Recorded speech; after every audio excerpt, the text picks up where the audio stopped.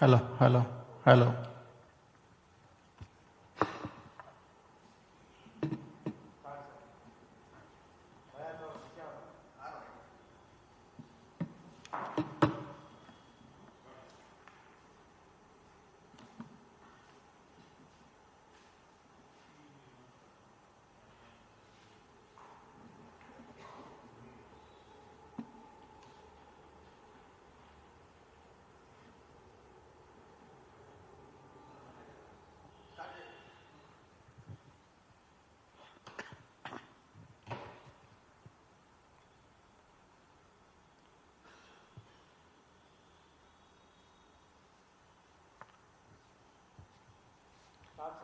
Hyderabad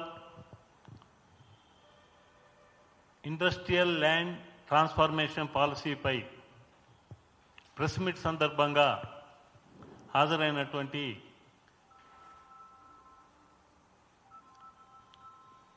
media ప్రతినిధులందరికీ కూడా నా హృదయపూర్వక నమస్కారాలు. ఈరోజు స్పీక్ ఆర్గనైజేషన్ తరఫున ఈ ప్రెస్ మీట్ ఏర్పాటు చేయడం జరిగింది. స్పీక్ ఆర్గనైజేషన్ అంటే society for political empowerment with action and knowledge. ఈ ప్రెస్ మీట్లో స్పీక్ యొక్క చీఫ్ అడ్వైజర్ అన్నే సత్యనారాయణ గారు మరియు ప్రధాన కార్యదర్శిగా మార్శెట్టి మురళీకుమార్ గారు, ఇందులో క్రియాశీల సభ్యులుగా దేవేందర్ యాదవ్ గారు, ఉన్న వెంకటేశ్వర్లు గారు, మసూదన్ రావు గారు, నరసింహారావు గారు, కృష్ణయ్య గారు ఇక్కడ హాజరు కావటం జరిగింది. ముఖ్యంగా హైదరాబాద్ నగరాన్ని విశ్వనగరముగా రూపొందించాలనే లక్ష్యంతో నగరంలో ఉన్న సమస్యలను అధిగమించడానికి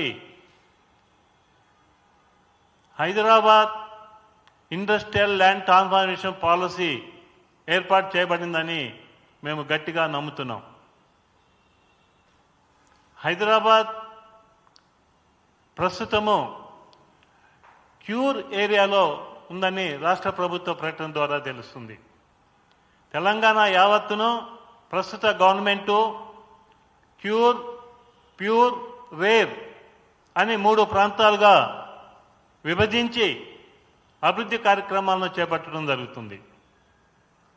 అయితే ఔటర్ రింగ్ రోడ్డు పరిధి లోపలున్న ప్రాంతాన్ని క్యూర్ ప్రాంతంగాను, ఔటర్ రింగ్ రోడ్ మరియు రీజనల్ రింగ్ రోడ్ మధ్య ఉన్న ప్రాంతాన్ని ప్యూర్ ప్రాంతంగాను, తరువాత ఆవల ఉన్నటువంటి తెలంగాణ సరిహద్దు ఉన్న ప్రాంతం మొత్తాన్ని కూడా రేర్ ప్రాంతంగాను పరిగణించి మరి ఈ ప్రభుత్వము అనేకమైనటువంటి చర్యలు తీసుకోవటానికి మరి చర్యలు గైకొంటున్న విషయము అందరికీ తెలిసినటువంటిదే. ప్రస్తుతము మరి హైదరాబాదు నగరము కాలుష్యంతో విలవిలలాడుతూ కాలుష్య కోరల నుండి రక్షించాలంటే మరి గత 50-60 సంవత్సరాల నుంచి అనేక ప్రభుత్వాలు ఇచ్చినటువంటి ఇండస్ట్రియల్ పార్కుల్లో ఉన్నటువంటి పరిశ్రమలను, కెమికల్ ఇండస్ట్రీస్ అయితేనేమి, ఇతరత్ర పరిశ్రమలు అయితేనేమి తరలించాల్సినటువంటి ఆవశ్యకతను గుర్తించడం జరిగింది. మరి 2013లోనే గత కాంగ్రెస్ ప్రభుత్వము ఒక జీవోని విడుదల చేయటం జరిగింది. జీవో నెంబర్ 20 మరి 2013 మార్చిలో ఈ జీవో విడుదల చేయటం జరిగింది. ఆ జీవో ప్రకారంగా మరి ఈ ఓఆర్ఆర్ లోపల ఉన్నటువంటి కాలుష్యాన్ని వెదజల్లేటటువంటి పరిశ్రమలను మరి ఓఆర్ఆర్ వెలుపలకు తరలించాలని కంపల్సరీగా మరియు ఇతర పరిశ్రమలను ఆప్షన్లు ఇస్తూ ఈ యొక్క జీవోను విడుదల చేయటం జరిగింది. మరి జీవో ఒక మంచి ఉద్దేశంతో విడుదల చేసినప్పటికి కూడా ఆ కాంగ్రెస్ ప్రభుత్వం తిరిగి అధికారంలోకి రాకపోయినందువలన తర్వాత వచ్చినటువంటి టీఆర్ఎస్ ప్రభుత్వం ఈ జీవోను కోల్డ్ స్టోరీలో పెట్టడం జరిగింది, పక్కకు పెట్టేశారు. దాన్ని ఎప్పుడు ఎవరు పట్టించుకోలేరు. తర్వాత టీఆర్ఎస్ గవర్నమెంట్ అధికారంలోకి వచ్చిన తర్వాత 2014లో కొంతకాలం గడిచిన తర్వాత 2020లో జీవో నెంబర్ 16 మరి డిసెంబర్ 10వ తారీఖున మరొక జీవో విడుదల చేయడం జరిగింది, గ్రిడ్ పాలసీ. దీని ప్రకారంగా మరి ఈ యొక్క పరిశ్రమలను ఔటర్ రింగ్ రోడ్ వెలుపలకు తరలించాలని చెప్పేసి ముఖ్యంగా 11 పరిశ్రమలను ఇండస్ట్రియల్ పార్కులను గుర్తించడం జరిగింది. 11 వీటిని తప్పనిసరిగా వెలుపలకు తరలించాలి. కాలుష్యం ఉన్న పరిశ్రమలైతే ఖచ్చితంగా తరలించాల్సినటువంటి పరిస్థితిని నొక్కి చెప్తూ తర్వాతి పరిశ్రమలను ఐచ్ఛికంగా ఆప్షనల్ వారి ఇష్టపూర్వకంగా తరలించాలనేటటువంటి ఉద్దేశంతో వారు తీశారు. మరి ఎందువలనో ఏ కారణం చేతనో కానీ ఈ యొక్క జీవో పూర్తిగా అమలు చేయబడలేదు. తర్వాత 23లో ప్రస్తుత ప్రభుత్వం కాంగ్రెస్ ప్రభుత్వం అధికారంలోకి రావడం జరిగింది. అధికారంలో వచ్చినప్పుడు మరి 2 సంవత్సరాలు గడిచిపోయాయి. ఈ 2 సంవత్సరాల్లో కూడా మరి గత ప్రభుత్వం చేసినటువంటి అప్పులు బాధ తట్టుకోలేక ఆర్థిక సమస్యలను పరిష్కరించలేక మరి తన పాలనను సుస్థిరపరచుకోవటానికి మరి 2 సంవత్సరాల కాలం పట్టిందేమో. మరి 2 సంవత్సరాల తర్వాత మరి 25 పాలసీని తీసుకురావటం జరిగింది. దీనిపైనే మరి ప్రతిపక్ష పార్టీలైన బీఆర్ఎస్ పార్టీ, బీజేపీ పార్టీ రాజకీయ రాద్ధాంతం చేస్తున్నటువంటి విషయాన్ని దృష్టిలో పెట్టుకొని మేము ఈ ప్రెస్ మీట్కు మీ ముందుకు రావడం జరిగింది. ముఖ్యంగా రాజకీయ పార్టీలకు ఒకటే విజ్ఞప్తి చేస్తున్నాము, తెలంగాణ అభివృద్ధికి సంక్షేమానికి పాటుపడాలే కానీ ఒక మంచి కార్యక్రమం చేస్తున్నప్పుడు దాన్ని అడ్డుకోవటము సరైన పద్ధతి కాదు. ఎందుకంటే మరి ఈ పాలసీ చాలా నా ముందు ఇక్కడ జీవోస్ స్పష్టంగా కనిపిస్తున్నాయి. 3 జీవోలు కూడా మరి ఈ ప్రభుత్వం తెచ్చినటువంటి జీవో ప్రకారంగా ఈ ఔటర్ రింగ్ రోడ్ లోపల ప్రాంతంలో 22 ఇండస్ట్రియల్ పార్కులు ఉన్నాయండి. 22 ఇండస్ట్రియల్ పార్కులు కూడా 9,292 ఎకరాల ఎక్స్టెంట్. మరి ఈ యొక్క 22 పార్కులు కూడా ఈ ప్రభుత్వం తెచ్చినటువంటిది కాదు. గత 50-60 సంవత్సరాల నుంచి కూడా ఎన్నో ప్రభుత్వాలు పారిశ్రామిక వృద్ధి కోసము మరి ఈ పరిశ్రమలకు స్థలాన్ని కేటాయించి రాష్ట్ర అభివృద్ధిలో భాగంగా ఈ పారిశ్రామిక అభివృద్ధికి ఎన్నో విధానాలు అనుసరించి తెచ్చినటువంటి పార్కులు ఇవి. అయితే ఈ పార్కుల్లో ఏవైతే పరిశ్రమలు పెట్టారో కెమికల్ అయితేనేమి, కెమికలేతర పరిశ్రమలు అయితేనేమి, మ్యానుఫ్యాక్చరింగ్ పరిశ్రమలు అయితేనేమి చాలా వరకు కుంటుపడ్డాయి అనేక కారణాలతోని. కొన్ని సిక్ ఇండస్ట్రీస్గా మారిపోయాయి. దీంట్లో ఒకప్పుడు సనత్ నగర్, జీడిమెట్ల, పటాన్చేరులో అనేక పరిశ్రమలు కొన్ని వేల మంది నిరుద్యోగ యువతకు ఉద్యోగాలు కల్పించినటువంటి పరిస్థితి ఉండేది. వారందరూ కూడా ఈ పరిశ్రమలు మూలబడటం వలన ఉద్యోగాన్ని కోల్పోయి నిరుద్యోగులుగా బయటికి రావటం జరుగుతుంది. కొన్ని పరిశ్రమలు అయితే అవి సిక్ ఇండస్ట్రీస్గా అవి నిరుపయోగంగా ఎవరికి ఉపయోగపడకుండా మరి యజమానులకు కూడా లాభదాయకం కాకుండా ఇటు రాష్ట్ర అభివృద్ధిలో దోహదపడకుండా ఇటు ఏ విధంగా ఉపయోగపడకుండా మరి 9,292 ఎకరాలు ఉన్నాయంటే మరి అందరూ ఆలోచించవలసిన విషయమే.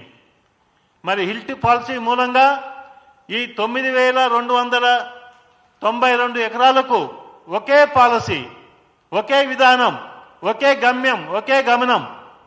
ఎందుకంటే వీటిని హైదరాబాద్ ఓఆర్ఆర్ వెలుపలకు తరలించినట్లయితే మరి ఆ భూమి ఉన్నటువంటి వారికి నివాసయోగ్య ప్రాంతాలుగా వ్యాపార ప్రాంతాలుగా, ఇన్స్టిట్యూషనల్ ఏరియాస్గా, రిక్రియేషనల్ ఏరియాస్గా, ఐదవది గత టిఆర్ఎస్ ప్రభుత్వం ఇచ్చినటువంటి గ్రిడ్ పాలసీ ఏదైతుందో దానికి కూడా అలైన్ చేస్తూ నిష్పక్షపాతంగా పారదర్శకతోని ఈ ప్రభుత్వం ఈ యొక్క హిల్ట్ పాలసీని తేవటం జరిగింది.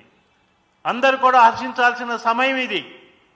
రాష్ట్ర అభివృద్ధికి, ప్రజా సంక్షేమానికి మరి ఇన్ని 9,292 ఎకరాలు ఉపయోగంలో కనుక వచ్చినట్లయితే కొన్ని వేల మందికి ఉద్యోగాలు దొరుకుతాయని చెప్పేసి మనం నిర్ద్వందంగా చెప్పవచ్చు. ఎన్నో పరిశ్రమలు నడుస్తాయి.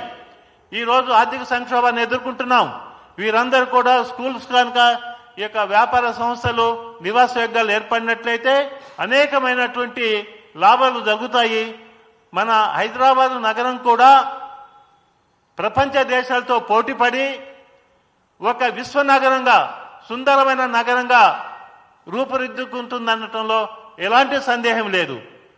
మరి ఇన్ని లాభాలు ఉన్నటువంటి ఈ హిల్ట్ పాలసీని ఈ మధ్య విమర్శిస్తూ మరి టిఆర్ఎస్ ప్రభుత్వము, ముఖ్యంగా కొందరు నాయకులు అవాకులు చవాకులు పేలుతూ నిరసన తెలియజేస్తూ దాన్ని విమర్శిస్తూ రావటం ఎంతవరకు సమంజసమో మరి తెలంగాణ ప్రజలకు ఆలోచించాలి.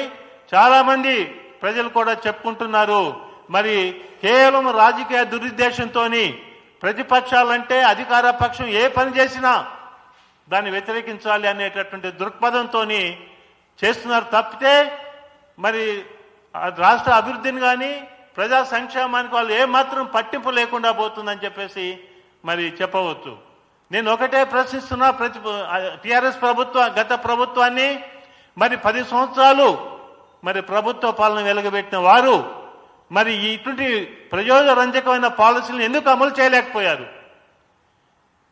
మరి ఒక హైదరాబాదు నగరము కాలుష్యంతో ఉక్కిరి బిక్కిరవుతుంటే, కాలుష్యాన్ని పట్టి పీడిస్తుంటే మరి దాన్ని ఆపడానికి వాళ్ళు చేస్తున్న కృషి ఏమిటో నేను ప్రశ్నిస్తున్నాను. కేవలం పొల్యూషన్ కంట్రోల్ బోర్డు పెట్టినంత మాత్రాన కాలుష్యం పోదు. దానికి తగిన చర్యలు తీసుకోవాలి. పారదర్శకతని విధానాలను అమలుపరచగలగాలి. మరి అది అమలుపరచని వారు ఈరోజు రేవంత్ అన్న సర్కార్ చేస్తున్నటువంటి, కాంగ్రెస్ ప్రభుత్వం చేస్తున్నటువంటి విధానాలను అమలుపరచడం ఎంతవరకు సహేతుకమో ప్రతి ఒక్కరు కూడా ఆలోచించాలి. అదేవిధంగా బీజేపీ వరకు కూడా నేను ఒక సూచన చేస్తున్నాను. వారు కూడా కేంద్రంలో అధికారంలో ఉన్నారు. అక్కడ కేంద్ర అభివృద్ధి ఎంత ముఖ్యమో రాష్ట్ర అభివృద్ధి కూడా అంతే ముఖ్యము. మరి రాష్ట్ర అభివృద్ధిలో ప్రభుత్వం చేస్తున్నటువంటి విధానాలను గుడ్డిగా విమర్శించకుండా, వ్యతిరేకించకుండా వారు కూడా రాష్ట్ర అభివృద్ధికి సహకరిస్తే బాగుంటుందని చెప్పేసి నేను వారికి హితవు పలుకుతున్నాను. వారు చెప్పారు, గవర్నర్ దగ్గరికి వెళ్ళి జీవోని ఆపుతాము, మేము రిప్రజెంట్ చేస్తామని. మామూలుగా ప్రభుత్వము జీవోలు ఇస్తుందండి. ప్రభుత్వం ఇచ్చేది జీవో. చట్టసభలు చట్టాలు చేస్తాయి. ఆ చట్టాలు రాజ్యాంగబద్ధంగా ఉండాలి. రాజ్యాంగబద్ధంగా లేని చట్టం ఎవరైనా చేసినట్లయితే కోర్టులు ఉన్నాయి, కోర్టులు దాన్ని వ్యతిరేకిస్తాయి. కానీ ఈ యొక్క ప్రభుత్వ విధానాన్ని, విడుదల చేసే జీవోని ప్రతిపక్షాలు విమర్శించడము ఇది చాలా ఘోరము, అన్యాయము, అక్రమం అని చెప్పేసి నేను స్పష్టంగా చెప్తున్నాను. ఇదే విధంగా ఒకవేళ బీఆర్ఎస్ తన విమర్శలను ఇదే విధంగా కొనసాగించినట్లయితే మరి భవిష్యత్తులో వారికి రాజకీయ చిరునామా లేకుండా పోతుందని చెప్పేసి నేను హెచ్చరిస్తున్నాను. ఎందుకంటే ప్రజలు గమనించారు, 10 సంవత్సరాల పాలనలో మనకు అప్పులు పెరిగాయి, ఆర్థిక సమస్యలు పెరిగాయి, ఉద్యోగులకు జీతభత్యాలు ఇవ్వలేకపోయారు, అదేవిధంగా కాంట్రాక్టులు బిల్లు చెల్లించలేకపోయారు, విద్యార్థులకు ఫీజు చెల్లించలేకపోయారు, విశ్వవిద్యాలయాలకు డబ్బు కేటాయించలేకపోయారు. ఎన్నో రకాలైన సమస్యలను పెండింగ్లో పెట్టి మరి సుమారు 8 కోట్ల లక్షల అప్పులను పెట్టినటువంటి ప్రభుత్వాన్ని నడపటం ఎవరితోనైనా సాధ్యం కాదు. ఏ ఒక్కరు కూడా వచ్చి వెంటనే మాయామంత్రాలు చేసి రాష్ట్రాన్ని అప్పుల బారిన తప్పించడం సాధ్యం కాదు. అందుకు అనుగుణంగా మరి ప్రభుత్వము ఈ యొక్క ఆర్థిక వ్యవస్థను అర్థం చేసుకొని మరి 2 సంవత్సరాల సమయం పట్టింది. ఈ మధ్యనే ముఖ్యమంత్రి గారు ప్రకటించారు, మరి ఆర్థిక సమస్యలతో నేను అనేక సమస్యలు చేయలేకపోతున్నాను. But at the same time రాష్ట్ర అభివృద్ధిని ప్రజా సంక్షేమాన్ని విస్మరించలేని పరిస్థితి ప్రభుత్వానికి ఉంటుంది.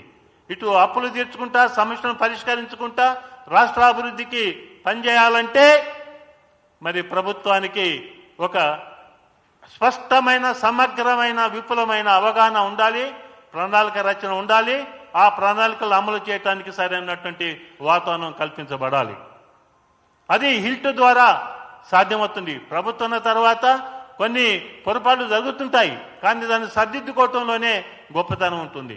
ఇప్పుడు హిల్ట్ పాలసీ వలన ఈ ప్రభుత్వం ప్రకటించింది జీవోలో, దీంట్లో వచ్చిన ఆదాయము ఎవరో తినట్లేదు, దోచుకోవట్లేదు, దాచుకోవట్లేదు, మొత్తం రాష్ట్ర ప్రభుత్వానికే చెందుతుంది. టీజీఐఐసికి 25% పోతుంది దీంట్లో వచ్చిన ఆదాయం.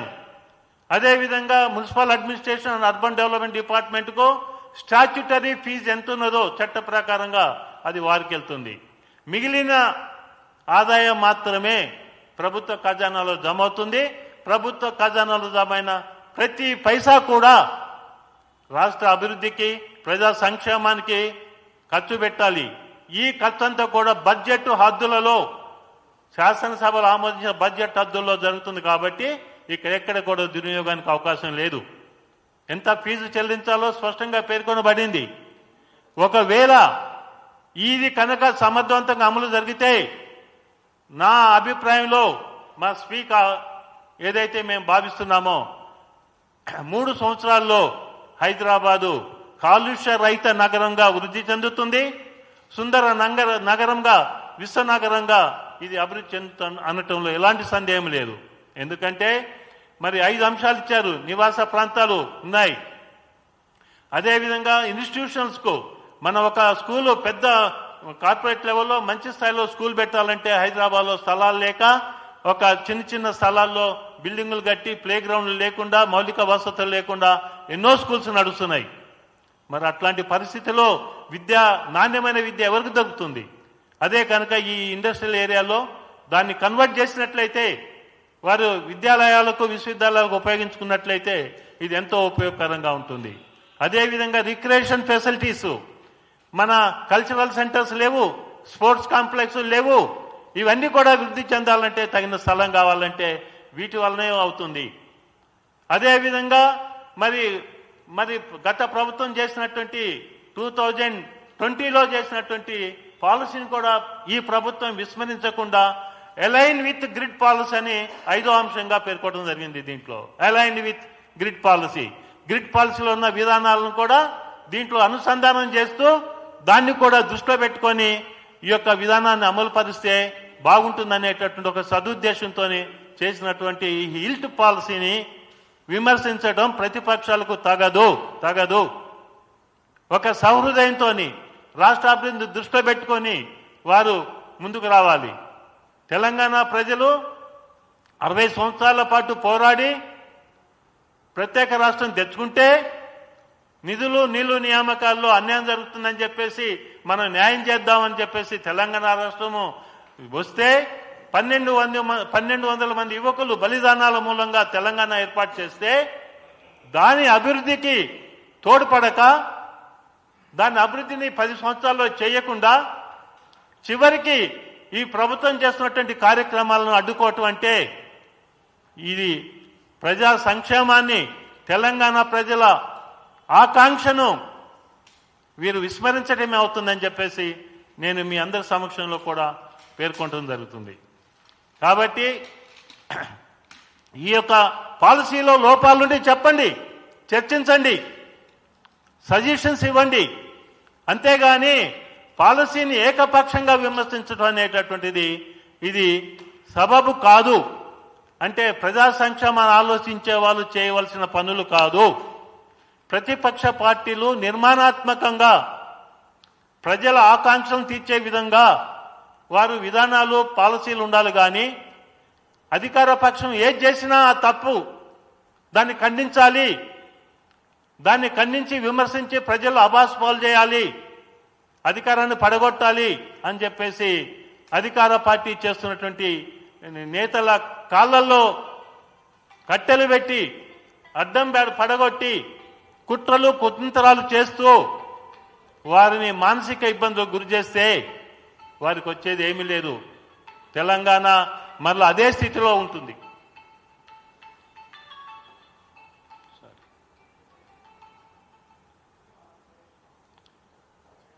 తెలంగాణ అదే స్థితిలో ఉంటుంది. మనం ఆ స్థితిని మనం కోరుకుంటున్నామా? తెలంగాణ అభివృద్ధి ఈ మధ్యనే మన ముఖ్యమంత్రి రేవంత్ రెడ్డి గారు ప్రకటించారు, తెలంగాణ రైజింగ్ విజన్ 2047. మరి హిల్ట్ పాలసీ మూలంగా ఆయన దీర్ఘ ప్రణాళిక రచన. ఇది సుదీర్ఘమైనటువంటి ప్రణాళిక. అంటే ఏదో ఒక సంవత్సరంలోనో కొంత సమయంలోనో అభివృద్ధి సాధ్యం కాదు. దీనికి దీర్ఘకాలిక ప్రణాళిక అవసరం అని చెప్పేసి చేయటం జరిగింది. 2037 కల్లా $1 trillion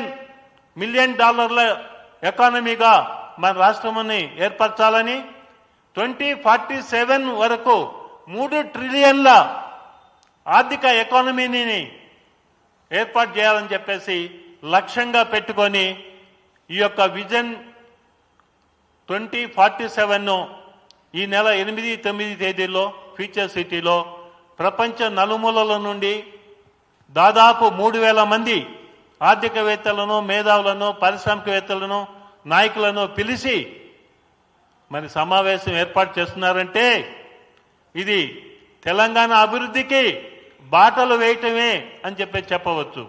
తెలంగాణ అభివృద్ధికి ఒకవైపు ప్రభుత్వం కృషి చేస్తుంటే కేవలము వారి చర్యలను అడ్డుకోవాలనేటటువంటి ఒక రాజకీయ దురుద్దేశంతోని, కుట్రతోని వాటిని విమర్శించడం అనేటటువంటిది మరి ప్రతి ఒక్క తెలంగాణ వాది కూడా ఖండించాల్సిన అంశంగా నేను భావిస్తూ, మరి హిట్ పాలసీ ఏదైతే ఉందో దీన్ని అడ్డుకోవద్దని, అవసరమైతే సహాయ సహకారాలు అందజేస్తూ దీనికి తోడ్పడాలని చెప్పేసి, సూచనలు ఇవ్వాలని చెప్పేసి నేను ప్రతిపక్షాలకు, అన్ని వ్యవస్థలకు, ఆర్గనైజేషన్కు మరి విజ్ఞప్తి చేస్తూ నేను ముగిస్తున్నాను.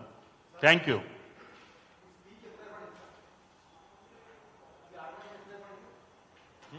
ఆర్గనైజేషన్ ఈ మధ్యనే ఏర్పడదండి. ఎందుకంటే society for political empowerment with action on knowledge అనేటటువంటిది మామూలుగా మేమేమిటంటే ఏదైనా రాజకీయ బలంతోనే, రాజకీయ అధికారంతోనే మనం రాష్ట్రాల్లో ఏ కార్యక్రమాలను చేయగలము. దాంట్లో ముఖ్యంగా యూత్ను ఎంకరేజ్ చేయాలి. తర్వాత కుల మత రహిత అన్ని కూడా సంబంధం లేకుండా సమిష్టిగా ముందుకు పోవటానికి ఒక మార్గదర్శకంగా మేము ఈ వ్యవస్థను ఏర్పాటు చేశాం. అన్ని రంగాలపైన స్పందించాలని చెప్పేసి బ్యాక్గ్రౌండ్ వర్క్ మేము స్టడీ చేసాము. 3 జీవోలు కూడా చూసాము. గత ప్రభుత్వం చేస్తున్న పనులను కూడా మేము పరిశీలనలో తీసుకున్నాము. నేను ప్రభుత్వ పాలనా శాస్త్ర ప్రొఫెసర్గా రిటైర్ అయ్యాను. మరి వీరు పారిశ్రామికవేత్తగా, మరి రాజకీయంలో అనుభవం ఉన్నటువంటి వ్యక్తిగా నరసింహారావు గారు, మరి మురళీ సీనియర్ జర్నలిస్టు మురళీ కుమార్ గారు. ప్రతిపక్షాలు మీకు తెలిసినటువంటిదే. ఈ పాలసీని ఉదాహరణకు కేటీఆర్ గారు చూస్తున్నాము, దాన్ని విస్తృతంగా దీన్ని రద్దు చేయాలని ఆయన విమర్శించడం అనేటటువంటిది మరి ఎంతవరకు సమంజసం అని చెప్పేసి మేము అడుగుతున్నాం. బీజేపీ వాళ్ళు కూడా రాష్ట్ర గవర్నర్ దగ్గరికి వెళ్ళి మేము జీవో రద్దు ఆపాల్సిందిగా విజ్ఞప్తి చేస్తామని చెప్పేసి నేను పేపర్లో చూడటం జరిగింది. మరి వీటన్నింటినీ కూడా ఈ యొక్క మీడియా ద్వారా వచ్చినటువంటి వార్తలను చూసి స్పందించి మేము ఈ సమావేశాన్ని, ఈ ప్రెస్ మీట్ ఏర్పాటు చేయడం జరిగింది. సత్యనారాయణ గారు మాట్లాడవలసిందిగా కోరుతున్నాను. అందరికీ నమస్కారం అండి. ముందుగా ముఖ్యమంత్రి రేవంత్ రెడ్డి గారికి మేము మా ప్రజల తరఫున 30 సంవత్సరాలు కష్టపడి ఈ కాలుష్యం కోసం మేము చేస్తున్న శ్రమకు ఆయన మాకు ఇచ్చినందుకు ఆయనకు మేము ముందుగా ఆయనకు అభినందనలు తెలుపుతున్నామండి. రేవంత్ రెడ్డి గారు 30 సంవత్సరాల నుంచి కాలుష్యం కోసం చాలాసార్లు నేను ఉద్యమాల్లో పార్టిసిపేట్ చేశాను. ఉదాహరణకు ఆజంగాయి ఇండస్ట్రియల్ ఎస్టేట్లో అసిడిక్ యాసిడ్ ప్లాంట్ అని ఉంది ఒకటి, కెమికల్ ఇండస్ట్రీ. ఆ కెమికల్ ఇండస్ట్రీ వల్ల చుట్టుపక్కల చాలా మంది చనిపోయారు కూడా.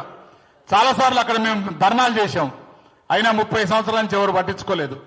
సనత్ నగర్, బాలానగర్ ఏరియాలో స్టీల్ ఇండస్ట్రీస్ వలన, కెమికల్ ఇండస్ట్రీ వలన పొల్యూషన్ తోటి ఫతేనగర్ దగ్గర కూడా చాలా మంది చనిపోయారు. అదే మేడ్చల్ ఇండస్ట్రియల్ ఎస్టేట్ లో కెమికల్ ఇండస్ట్రీ వలన 100 ఎకరాలు మొత్తం సాగుబడి పోయింది. కెమికల్ వల్ల గ్రేప్ గార్డెన్ కానీ అవన్నీ పోయినాయి. 30 సంవత్సరాల నుంచి ప్రయత్నం చేస్తుంటే ఈ పచ్చని జీవోలు వచ్చి కూడా ఎవరు చేయలేకపోయారు. లాస్ట్ టైం జీవో వచ్చినప్పటికి కూడా ఇండస్ట్రియల్ కూడా ఇప్పటికి కూడా ఇండస్ట్రియల్ అందరూ ఓఆర్ఆర్ అందరూ వెళ్ళిపోయి RRR అవతల కొన్ని ఇండస్ట్రియల్ ఎస్టేట్లు కొత్తగా ఓపెన్ అయినాయి. ఇప్పుడు అక్కడ ల్యాండ్స్ ఇస్తాము, మీరు అక్కడికి వెళ్ళిపోండి, అక్కడ ఇండస్ట్రీస్ పెట్టుకోమంటున్నారు. అక్కడికి వీళ్ళందరూ వెళ్ళిపోతే మొత్తం ప్రజలందరూ కాలుష్యం తగ్గిపోతుంది, అందరూ హ్యాపీగా ఉంటారు. ఇప్పుడు ఈ పాలసీ వలన ఇండస్ట్రియల్లకు బెనిఫిట్ ఉంది, ప్రజలందరికీ కూడా బెనిఫిట్ అవుతుంది. ఎన్నో రకాల స్కూల్స్ కానీ అన్ని చేసుకోవడానికి వస్తాయి. కాబట్టి ఈ పాలసీ తీసుకొచ్చిన రేవంత్ రెడ్డి గారికి చాలా అభినందనలు తెలుపుతూ ప్రజలందరూ కూడా కాలుష్యం లేకుండా ప్రశాంతంగా ఉంటారని నేను ఆశిస్తూ సెలవు తీసుకుంటున్నాను.